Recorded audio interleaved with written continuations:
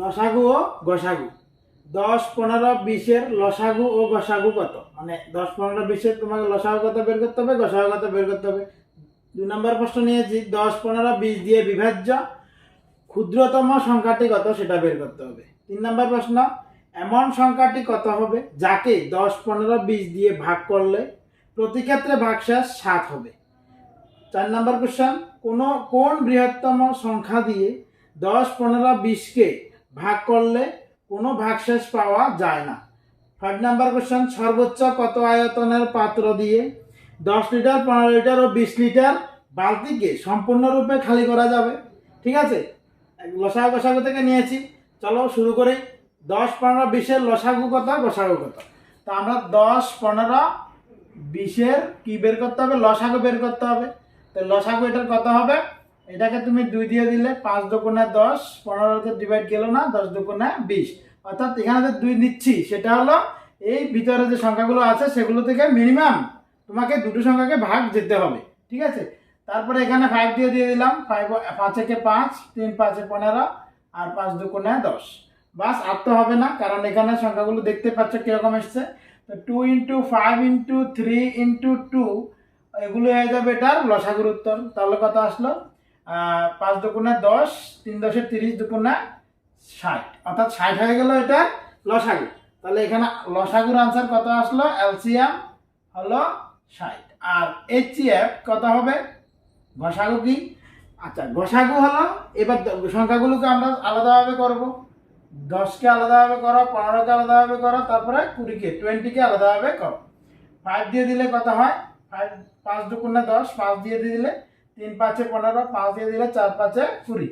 ঠিক আছে, তারপরে আবার দিলে দিতে পারো তোমরা এখানে 2 দুগুণে 4। এবার এখানে দেখো কত আসলো 5। 5টা সব জায়গাতে আছে, তার মানে এখানে গসাগু হয়ে যাবে, এটা আনসার 5। ঠিক আছে, তাহলে 10, 15, 20-এর লসাগু 60 আর গসাগু 5। বাস হয়ে গেল। এবার 2 নম্বর কোশ্চেন বলেছে 10, 15, 20 দিয়ে বিভাজ্য ক্ষুদ্রতম সংখ্যাটি কত। আসলে এটা কিছুই না, ক্ষুদ্রতম সংখ্যাটি হবে সংখ্যাটি, এই যে 3টে সংখ্যা নিয়েছি সেগুলোর লসাগু, অর্থাৎ এটার উত্তর হবে 60। ঠিক আছে, এমন সংখ্যাটি কত হবে যাকে 10, 15, 20 দিয়ে ভাগ করলে প্রতি ক্ষেত্রে ভাগশেষ 7 হবে। এই টাইপের কোশ্চেনগুলোর জন্য তুমি কি করবে, সংখ্যাগুলো লসাগু করে 7 যোগ করে দেবে। আর 10, 15, 20-এর লসাগু কত এসেছিল, 60 এসেছিল। 60-এর সঙ্গে তুমি 7-কে তুমি প্লাস করে দাও, অর্থাৎ 67 হয়ে যাবে আনসার। কারণ তুমি 10 দিয়ে 67-কে ভাগ করে দেখো, দেখবে ভাগশেষ 7 আসবে।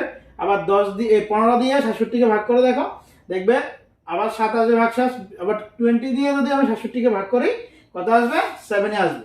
এবার এখানে 4 নম্বর কোশ্চেন বলেছে কোন বৃহত্তম সংখ্যা দিয়ে 10, 15, 20-কে ভাগ করলে কোনো ভাগশেষ পাওয়া যায় না। অর্থাৎ এটা হলো অ্যাকচুয়ালি বলতে চাইছে যে সংখ্যা 3টারই আমাকে ঘষাগু বের করতে হবে।